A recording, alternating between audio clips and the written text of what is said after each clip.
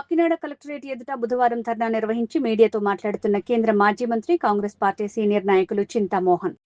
ఈరోజు కాకినాడ కలెక్టర్ ఆఫీస్కి రావడానికి కారణం ముఖ్యంగా 3 విషయాలు ప్రస్తావించేదానికి రావడం జరుగుతుంది. మొదటిది పిఆర్సి అంటే పే రివిజన్ కమిషన్. ఈ పే రివిజన్ కమిషన్ గత 8 సంవత్సరాలుగా పెండింగ్లో ఉంది. ధరలు బాగా పెరిగిపోయినాయి. 8 సంవత్సరాల్లో గ్యాస్ ధరలు పెరిగిపోయినాయి, బియ్యం ధరలు పెరిగిపోయినాయి, నూనె, పప్పులు, ఉప్పులు అన్నీ పెరిగిపోయినాయి. మరి ఉద్యోగస్తుల బిడ్డలు చదువుకోవాలంటే కూడా విద్యా సంస్థల్లో ఫీజులు కూడా ఎక్కువైపోయినాయి, ఇళ్ల బాడుగలు కూడా ఎక్కువైపోయినాయి. మరి 3 రూపాయలు వడ్డీకి డబ్బు తెచ్చుకొని అప్పు తెచ్చుకొని బిడ్డలు చదివించుకుంటా ఉన్నారు ప్రభుత్వ ఉద్యోగస్తులు. వీళ్ళు 6 లక్షల మంది ప్రభుత్వ ఉద్యోగస్తులు. ఈ 6 లక్షల మంది ప్రభుత్వ ఉద్యోగస్తులకు రాష్ట్ర ప్రభుత్వం 30,000 కోట్ల రూపాయలు బకాయిలు ఉన్నాయి. 30,000 కోట్ల రూపాయలు బకాయిలు ఉన్నాయి. నేను చంద్రబాబు నాయుడు గారికి మరి కాకినాడ కలెక్టర్ ఆఫీసు నుంచి సూటిగా తెలియజేస్తున్నా, ఈ మే 31వ తారీఖు లోపల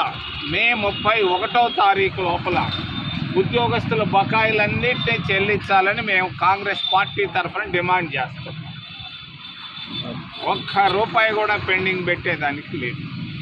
మరి పిఆర్సీని కూడా రేపు రాబోయేటువంటి కేబినెట్ సమావేశంలో వెంటనే పిఆర్సీని కూడా అపాయింట్ చేయాలని చంద్రబాబు నాయుడు గారిని చాలా వినయంగా మేము విన్నవించుకుంటున్నాం. రెండో విషయం అమరావతి.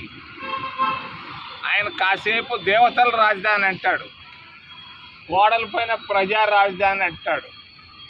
మరి కర్ర తుమ్మ చెట్లు కొట్టేదానికి 50 కోట్ల రూపాయలు ఖర్చు పెట్టాడు. 50 కోట్ల రూపాయలు. మరి ఈరోజు ఉత్తరాంధ్రకి వెళ్ళినా, రాయలసీమ జిల్లాల్లోకి వెళ్ళినా కూడా మరి అమరావతిని ఎవ్వరు అమరావతి అంటం లేదు, చంద్రావతి అని అంటున్నారు.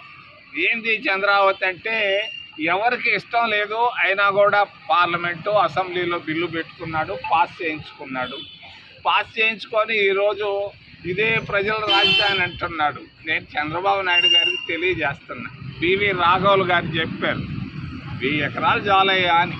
ఆయన లక్షల ఎకరాలు సేకరించాడు. ఈ లక్షల ఎకరాలు పేద రైతుల నోర్లు కొట్టడమే. ఇది ఎప్పటికీ అమరావతి సక్సెస్ కాదు. చంద్రబాబు నాయుడు గారు నా మాట విను. ఎక్కువ ఖర్చు పెట్టబాకు, లక్షల కోట్ల రూపాయలు ప్రజల డబ్బును ఖర్చు పెట్టబాకు. మరి పెట్టు, ఒక 100 కోట్లు, 200 కోట్లు, 300 కోట్లు ఖర్చు పెట్టుకోపోతే పోయింది, కృష్ణానదిలో పోయింది లేని అనుకుంటాం. ఈ 1,00,000 కోట్లు జోలికి పోవద్దా? ఇప్పటికే కష్టాల్లో ఉన్నాం. మరి నాబార్డ్ నుంచి లక్షల కోట్లు అప్పులు తెచ్చాయంట.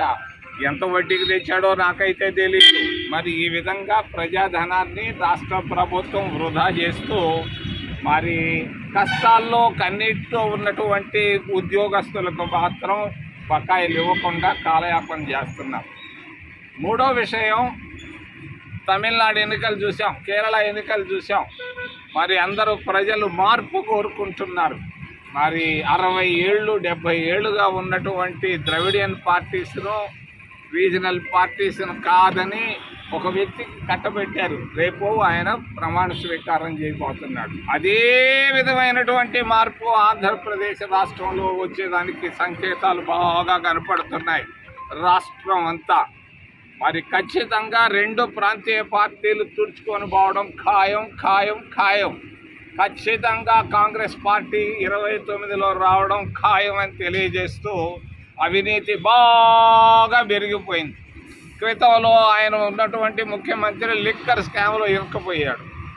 ఈయనేమంటే మైండ్ స్కాములు, భూముల స్కాముల్లో ఇరుక్కుపోతున్నాడు ఈ చంద్రబాబు నాయుడు గారు. మరి చంద్రబాబు నాయుడు గారు చేసే కానీ, జగన్మోహన్ రెడ్డి గారు చేసేవి కానీ ఎవరికి ఇష్టపడటం లేదు. దయచేసి ఆలోచించండి. మరి ఇన్ని సమస్యల్లో ఉన్నటువంటి ఆంధ్రప్రదేశ్ రాష్ట్రానికి ఏకైక మార్గం కాంగ్రెస్ పార్టీ అని తెలియజేస్తూ ఏదైనా ప్రశ్నలు ఉంటే అడగదని మిమ్మల్ని చేతులెత్తి ప్రార్థిస్తున్నాను.